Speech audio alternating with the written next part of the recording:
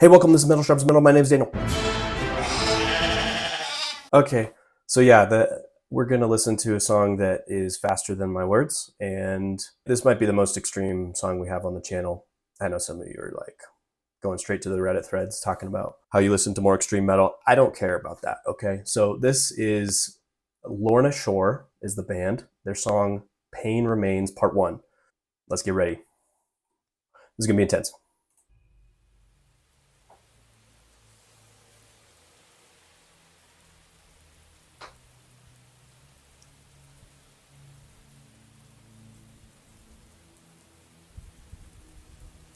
I mean, it takes a while to build. Nice rainfall. You know, sad guy at the window. Nice orchestral pads coming in.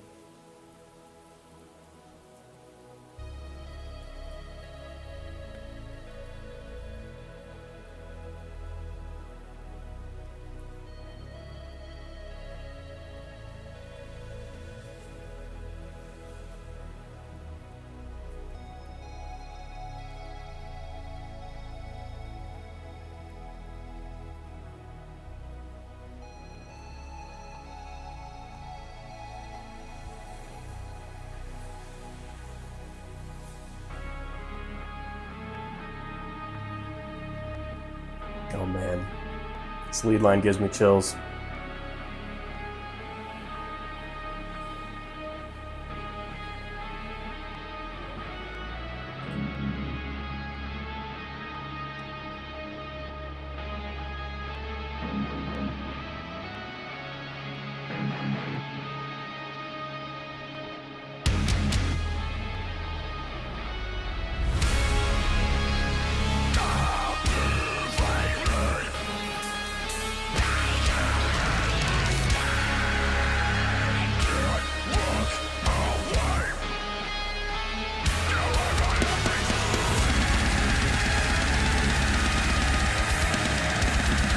Wow!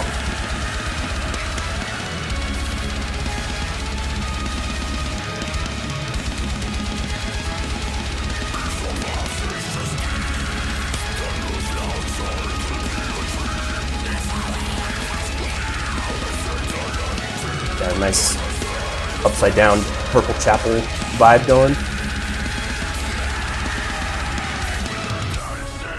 And then a very different feel. Some nice people hanging out.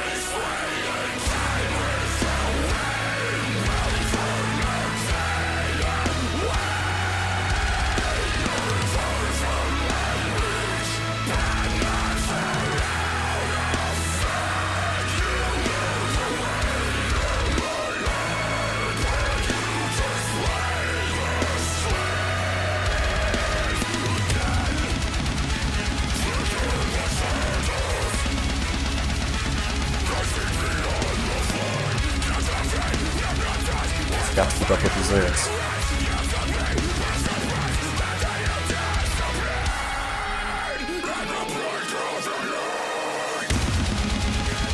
This drummer. Oh my gosh.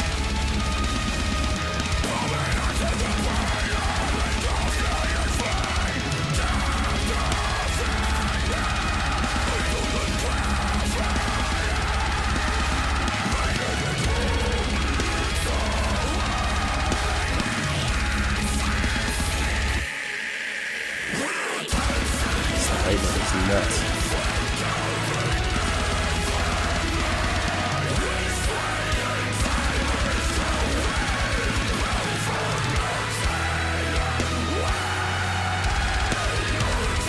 So it looks like tragedy struck the relationship.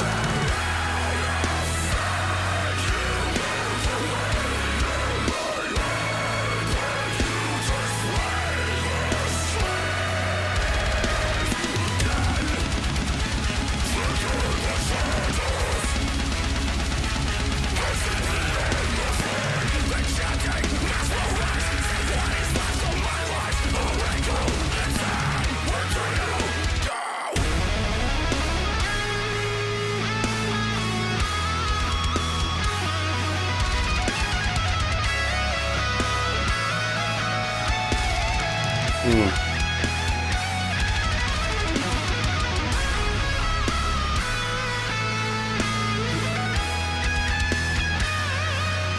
that little whammy touch?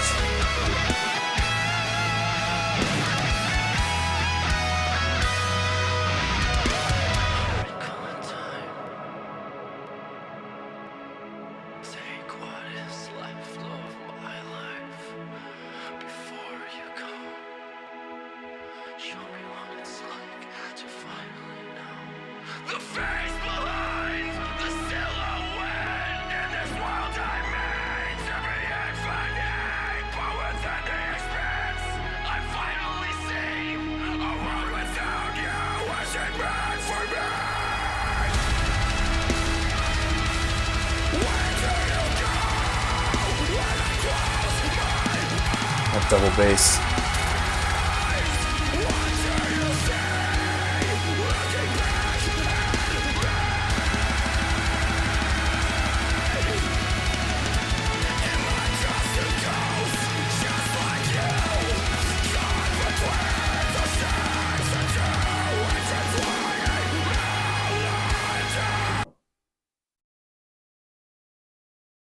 Your ears do not deceive you. The song is ended right there.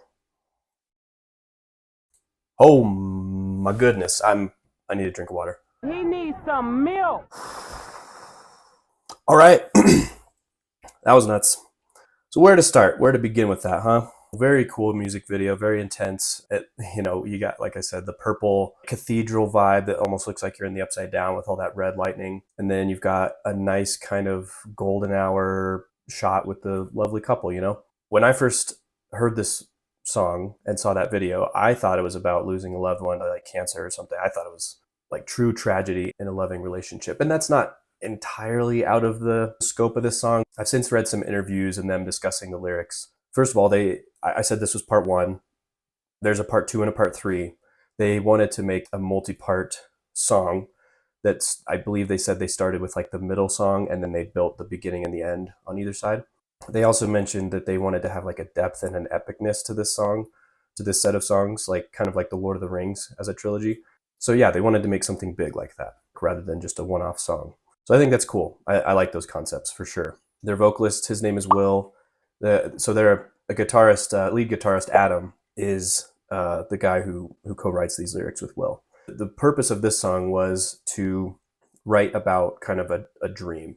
I'm not trying to butcher this. I'm just trying to give a short summary of what I read. When you have a dream and you are attached to somebody in that dream, you have like a love interest in the dream. They said that there's kind of those really special feelings that you only have in that dreamlike state that you can't fully explain. It's just that connection that you have. You can be really infatuated with somebody in a dream for sure. They were writing it from that point of view of a person being in the dream, experiencing this kind of love connection, and then through the other two parts, the quick summary is they realize that it's fake, and then they get upset, and then they want to burn down the whole dream world. They realize it's not that much better than the real world, which they thought they were escaping. But just taking this song as a snapshot and thinking about the love that's described there and the connection, I think we can still pull some things out. So there are depictions of emotions and things like that I think could be taken too far. He mentions the magnetic pull toward ecstasy and the phrase, ignite my satisfaction. These seem to point to more carnal representations of attraction and love between people. So rather than the self-sacrificial, Christian love of Christ and what God did for us, and then how we are called, especially as men, to love our brides and to love those around us in a self-sacrificial way. This one is more portrayed in a kind of selfish dopamine hit. Like you want to hold on to these feelings for your own sake, not necessarily because you're laying down your life for somebody. I should also say I'm not one of those people who thinks that anyone can kind of find any meaning that applies to them in a song. A lot of people like to look at the lyrics and apply it to, in this case, losing a loved one to cancer or something. Okay, I'm glad that you enjoyed the song and you have clearly strong emotions for a loved one in your life. Like that's totally valid. I understand that. But the song was written for a very specific purpose with a very specific idea in mind. It wasn't necessarily meant to be this catch-all net of like meaning everything to every single person, because then it kind of just means nothing. So the weight is kind of undercut by talking about a dream wife instead of a real wife. That's my wife you're talking about, man. Your made-up wife who doesn't exist? It is still a fairly compelling story because God, as the original one with the attribute of love, he showed us that the true definition of love first. He gave us the call to what is good love. So there is some meaning and stuff that's pulled from that worldview that's within this song. Right? That's why it can still pull on heartstrings, even though it's not real. And you kind of want to see how the story ends, right? There's sometimes an entertainment factor of a good story. I just don't think it can transcend or meet the level of the full-orbed view of like the Lord of the Rings that they have of the world. It comes from a Christian worldview. It has a very high view of love, sacrifice, courage, and leadership, all these extremely important virtues. And that's what gives it weight and gravity is conforming to the reality that God has already made. Now, I'm not trying to compare a single 6-minute song or even all three of these songs, which total like 20 minutes or something, to 3 epic fantasy novels in Lord of the Rings. I'm not trying to draw a one-to-one comparison. That's not fair. But it's just, you're not going to be able to build the structure quite as high as if you gave these emotions and virtues the high sense that they deserve. Because there is a sense of loss and doubt and grief, but it's a little bit hollow. It's a little bit selfish because you're losing a dream. We do that every night. Like, it's not something you need to give your soul to. I said at the beginning, it's not immediately clear to me that this was about a dream, but if I also was a little bit smarter and more attentive, I would have looked at the lyrics and been able to maybe gather some things. He uses the word eidolon, which I Googled, and it means like a specter, a shadow of something, or even an idealized version of something. Because reading it on a magic card, Magic the Gathering, is not sufficient to understand the definitions of things all the time. But I like when these types of things point you to Google and make you learn something new. It's fun. He also said, "This world I made to be infinite," and he mentions at the very end, "Caught between the seams of 2 intertwining melodies." I mean, that's a really cool line, I think, just standing alone by itself. But caught between the seams, like you have your real life and your dream state that they're kind of separating as you wake up, and you're in between those 2 states, in between the seams. There are clues that this is about a dream for sure. I do think this is really actually well-written poetry. It's got some good rhyming schemes, and the words that relate to fire and flames throughout here. He says, "Pull me into the pyre, engulf me in flames, ignite my satisfaction, captivate me." You can almost think of like looking at a campfire, looking at flames. You almost can't look away. I don't know. Maybe I'm just not admitting to pyromania. I would never do that. Now, if you're a criminal, look at me. You have to tell me legally, or else it's considered entrapment. So I like the writing, musically and lyrically. I think that they do mesh pretty well. So yeah, let's talk more about the music side of the song. Those orchestral melodies that started at the beginning and carry through the whole song, that stuff is what gives me chills. That brings me back to a song. The things like the fast drums and the ridiculous vocals, we'll talk about him too. Those are novel for a second, but honestly, like they get boring. Like, you can only have so much of playing at 300 beats per minute before you realize, okay, you are capable of this. I do believe that, but like, what do I have to latch onto? What do I have to remember in this song otherwise? That solo was amazing. I really like the way this guy plays guitar. He uses his whammy bar a lot. It's that for the uninitiated here, the metal bar that comes off of the guitar, it can rotate in a circle. So if you go backwards, you can make your notes higher. It like pulls the notes higher. If you go forwards, it lowers them. And you saw him like barely tap it a couple times, and it like does a little and like a little bend, a little dip in the note. Anyway, I'm making great noises, I know. And those effects, I think, really add some good seasoning to a solo. The drummer is a machine. His name is Austin. He has some playthrough videos where he does it with like no edits, no major edits and like sound changes to the drums. And yeah, he can play that very consistently. So playing, like I said, at 250, 300 beats per minute or whatever for like 4 or 5 minutes straight is bananas. The double bass, that machine gun sound that you hear throughout there, think of this, like if you're tapping along to the song, like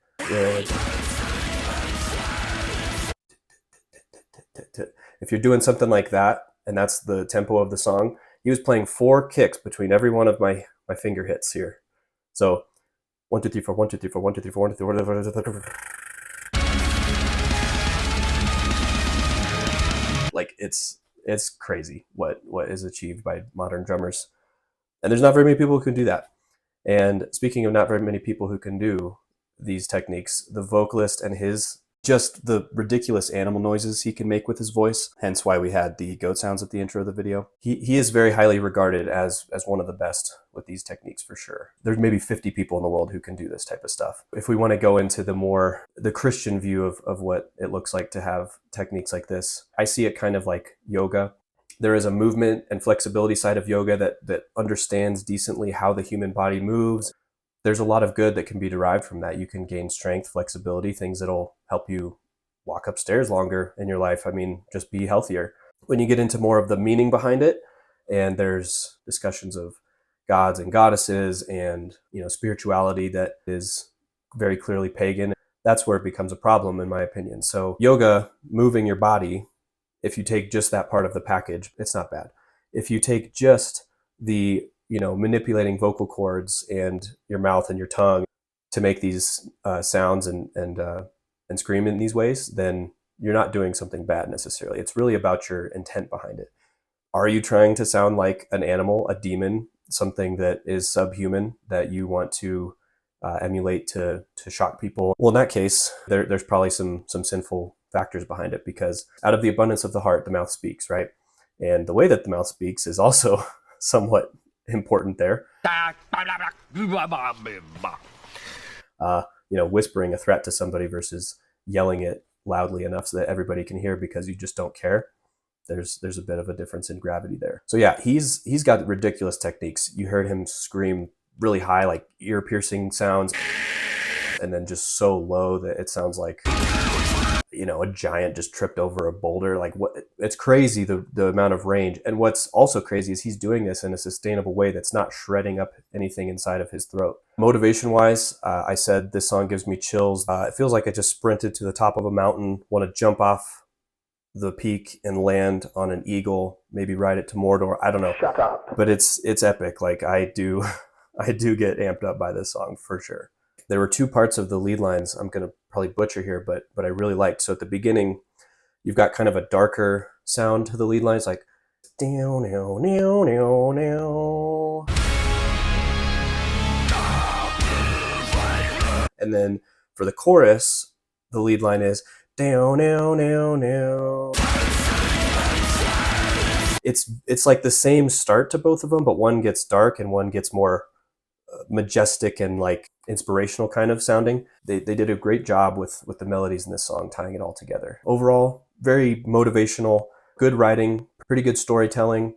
Like I said, I've got some things that I would do differently, but obviously that comes from a fundamentally different worldview. Be careful when venturing into some of their other songs. I cannot vouch for all the lyrics, but just be reading these things, be paying attention, think about it through a biblical worldview. That's what we are trying to do on this channel, and hopefully you guys can implement some of that in your lives.